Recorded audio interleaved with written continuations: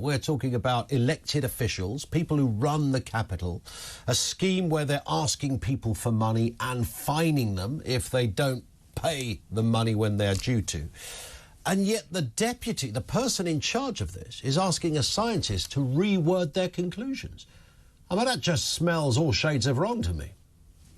Yeah, I don't know about illegal, but it's certainly not very scientific, and it gives the lie to the claim that green policies in general, and this one in particular, is founded in science.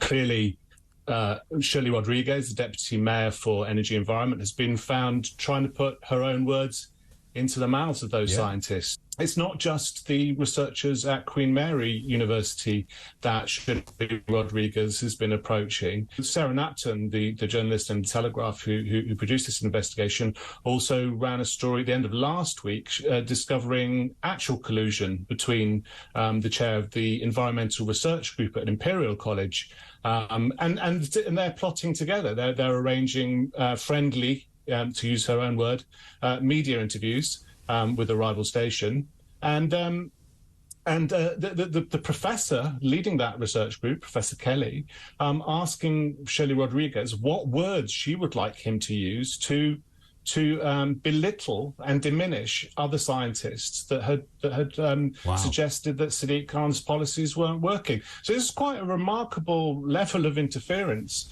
And according to the same investigation, and perhaps this sheds some light on it, City Hall had given that research organisation £800,000 for its work. And I would add that work is not peer-reviewed, and it's based on work that Professor Kelly himself had produced 5 years ago for another government department, the Committee on the Medical Effects of Air Pollutants, where there was actually a split in that committee, where one half said, we're not going to put our name to this because we don't think that estimates of mortality risk, this is where the 4,000 deaths come from, are safe. We do not think they are founded in good science, and we think there's a very good chance that will mislead the public. Well, it turns out that they may be a minority of that committee, but they were right.